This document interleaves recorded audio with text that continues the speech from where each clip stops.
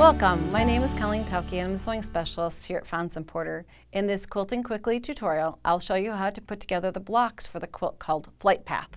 If you'd like to purchase this pattern, please visit our website. We're going to be working with 2.5-inch pre-cut strips. I've got some semi-solid fabrics here on the quilt in the studio, but you can see all the fun patterns that you can use to create a really fun design like the one behind me in Flight Path. Don't be afraid to put together stripes, dots, prints. It's kind of everything in there, and then the white helps calm it down and gives you that dynamic design coming out from the center. So we're going to be using those 2.5-inch strips. We're going to create this kind of a block. And if we kind of look at the bones of this block, we've got a square, we've got bars coming out, and then triangles on the outer two corners. And the biggest thing of the construction here is that it's a little bit like putting together a log cabin. So we've got that center little small square, and then we're going to start by placing logs on two sides, this, and then we're going to just work our way out. You're going to follow the instructions for the number of rectangles that you need to cut and the quantity that will create this wonderful design. So they're added like this. Let's just do the beginning here so we can talk through the construction. We'll put the rectangle on top of the square like this, and we're going to seam down one side. Now, log cabins normally would have you going all the way around that center square, but we're going to just do portions so we can create almost kind of like the tail of an arrow. So we're going to use our best 1/4-inch seaming along the side. You're going to want to press each piece as you go. I'm just going to finger press here. We're going to open this up and we're going to press the seam allowance toward the dark fabric, toward the rectangle. If your seaming is good, you should be parallel on the ends. Place it kind of back. It's kind of nice to have either the pattern diagrams nearby or lay out your pieces like this and stack so that you can then grab the right piece, know where you're going next, and then slide it into the sewing machine. Again, your 1/4-inch seam. If at any point you have an issue with pieces sliding off to one side, the rectangle becoming longer than the other, you can pin these pieces at the beginning and the end. That may help improve your piecing a bit. If you also find that pinning doesn't help, make sure your 1/4-inch seam is accurate. That might be the place you might need to just do a tiny bit of adjustment to make sure your 1/4-inch seam is correct, because all of the logs are cut to length so that the math should work. Then seam there, press your seam allowance to the outer edge, and work in that same manner, just adding logs to two sides as you go all the way out. Now I've got one that has all of the logs already added onto it. So now if I place that similar to this one, you'll see where we're at. Now we've got triangles that are added to opposite corners, and those are from the background fabric, and you're going to place those here and here, and you're going to stitch and fold them out.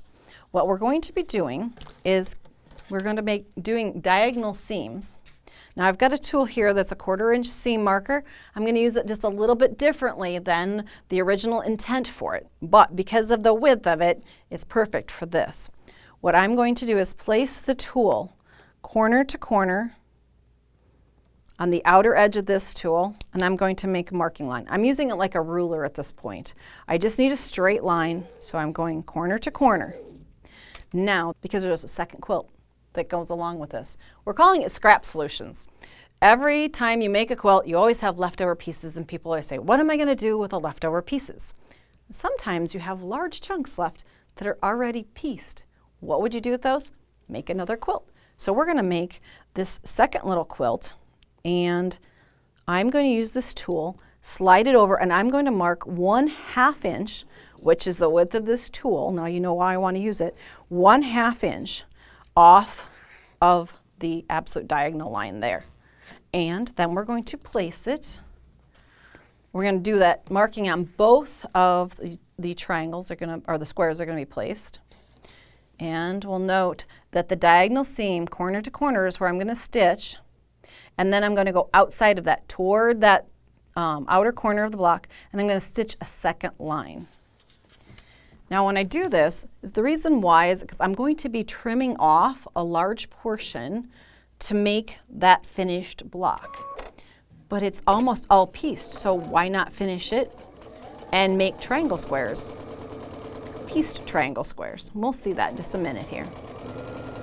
Get across. We're following right, stitching right on our marked lines. I'm using a contrasting thread so you can see quite easily where I'm stitching. Black thread.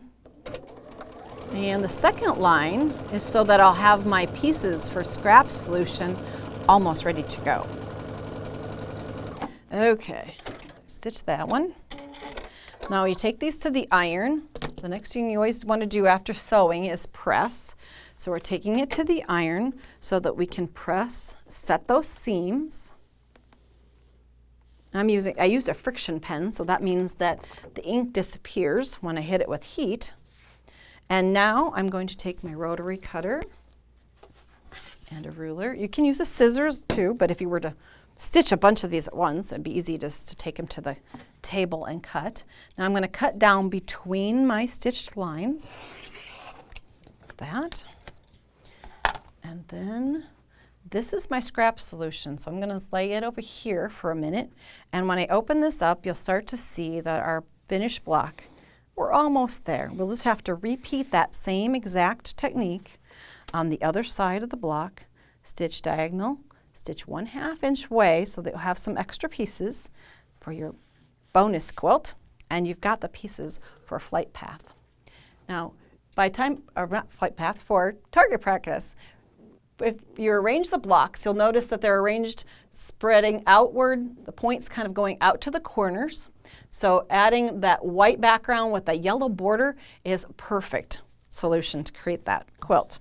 Now, remember that leftover piece? Underneath here, we've created blocks that look like this.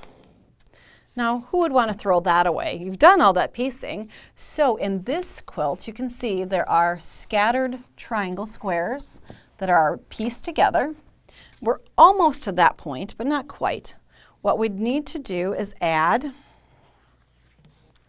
bars to them. So we've got the triangle square placed like this. Well, they dance across, so they're going different directions. But you're going to add a small rectangle to one side and a large rectangle to the other. Now, you can trim these down if you want math to be just perfect, so you would trim them down to the size you needed so your dog ears are off of there. Create the pieces to go in your Scrap Solutions quilt too. If you'd like to see more of our Quilting Quickly tutorials, please visit our website. Thanks for joining me today.